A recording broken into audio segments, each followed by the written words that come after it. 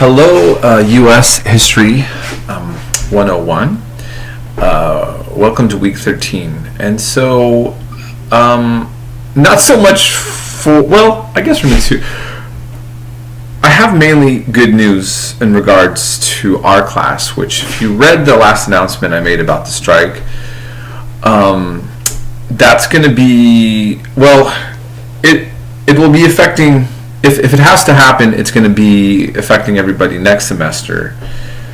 But at least we know this semester we can finish up. So there's going to be a 2-day strike. I actually I lost track of time and I was confused. I thought it was going to be this Tuesday and Wednesday, but the dates that I put on there, which I guess would be next week, are when the strike is going to occur. And I'm assuming that this is also like when the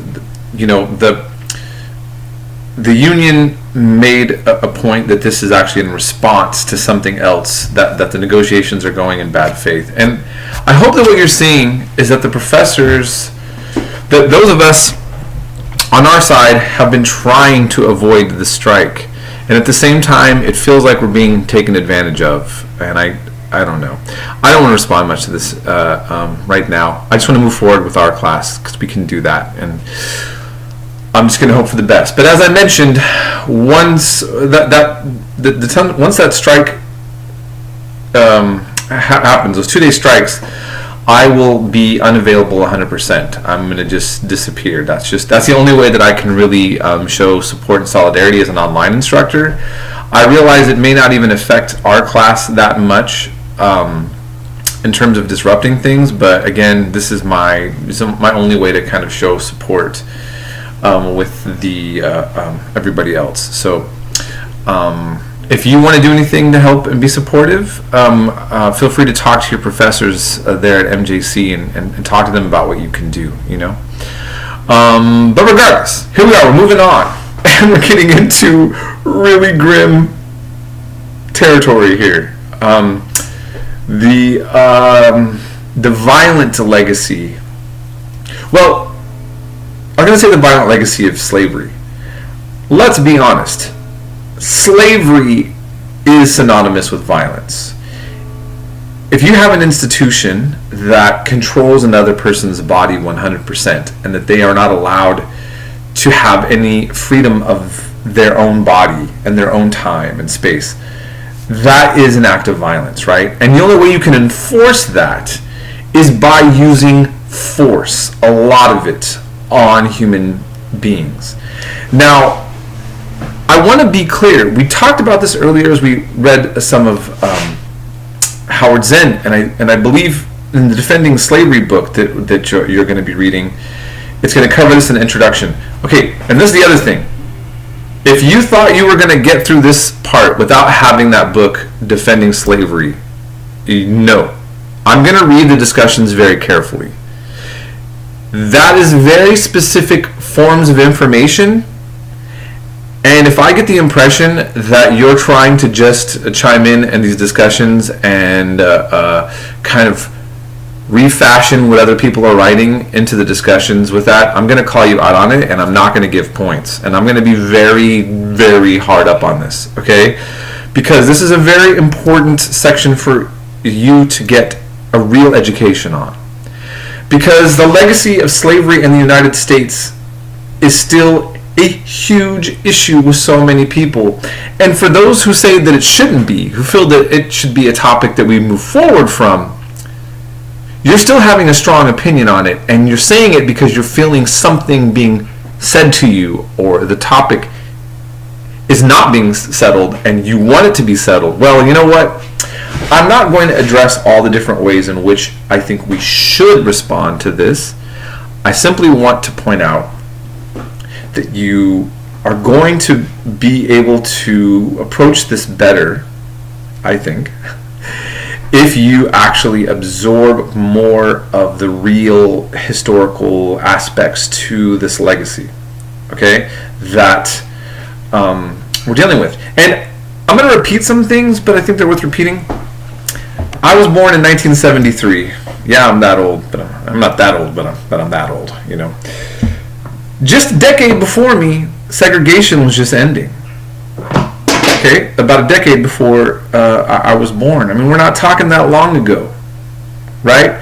And segregation only ended really in the United States because military troops were brought in to force elected officials and even police in certain states that were refusing to follow those orders. And it's because the legacy is strong. It's strong. Now, look, I want to return. I'm kind of bouncing around different subjects here, but I just want to say, let me try to rein myself in here. I do feel passionate about this subject. It's United States is only one of many countries that had slavery, and we had a unique form of slavery. If you remember, I talked about this earlier. We learned in Bacon's Rebellion that one of the things that was significant about it was this became a time when there was a shift into using strictly people of African ancestry as slaves. And what this did, which was different than other forms of slavery, is that in other cultures, slaves could eventually just blend into society. Look, I have Scottish ancestry. Many Scots, Scots-Irish people came in indentured servitude, which is like a form of slavery. I have Swedish ancestry. There was before Christianity abolished slavery within Europe, there was a caste system in Norse mythology, and there were what groups called thralls, people that were slaves. White Swedes were slaves of other Swedes and seen as to be born into it, like a caste system that you see in India. And so here's my whole point. I could be a descendant of slaves at one point, but in America, that's not what I represent. There's nothing about me that represents having the possibility of being a slave in the past. But this political legacy that we created, this reality, everybody knows that when you see black skin, that even if you don't say it out loud, and especially if you know that they didn't come from recently from another country, that a black American came out of slavery. And as was discussed with, I saw one of the students discussing this in the discussion, when you see black Americans having Scottish, Irish last names in the United States, it often meant that that's who they were owned by. They were owned by a Scotsman. This is the legacy of America.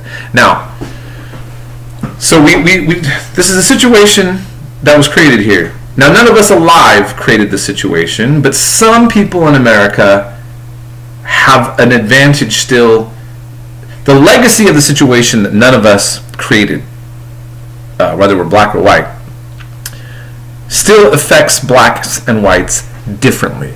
That's my point I want to make.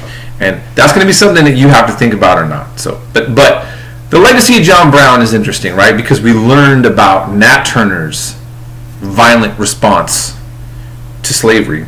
And now we're learning about a white man, a white Christian conservative man, who saw what was happening and he took on this kind of like biblical rage, like a wild prophet.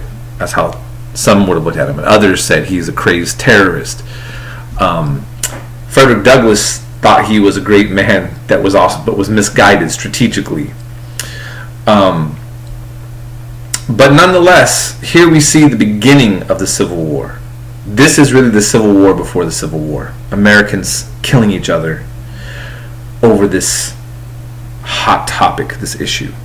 So watch this video, this documentary very carefully. Reflect on it.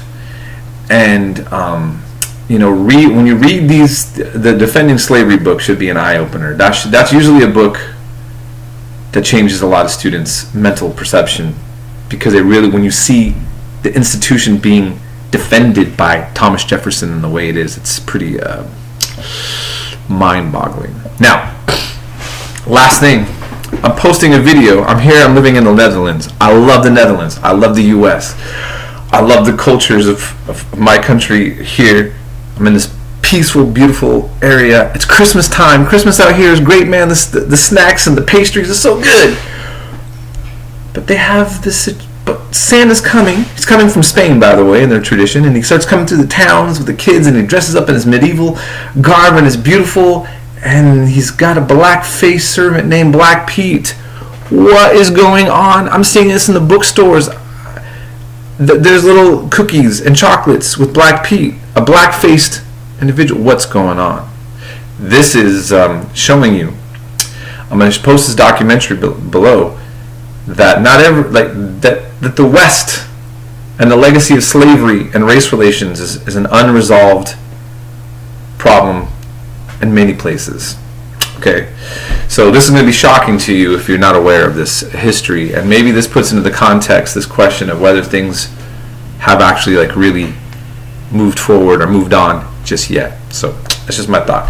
I hope you're having a great week, and we'll be in touch. It's getting extra cold out here, and I'm keeping my beanie on now. So, yeah, we'll be in touch.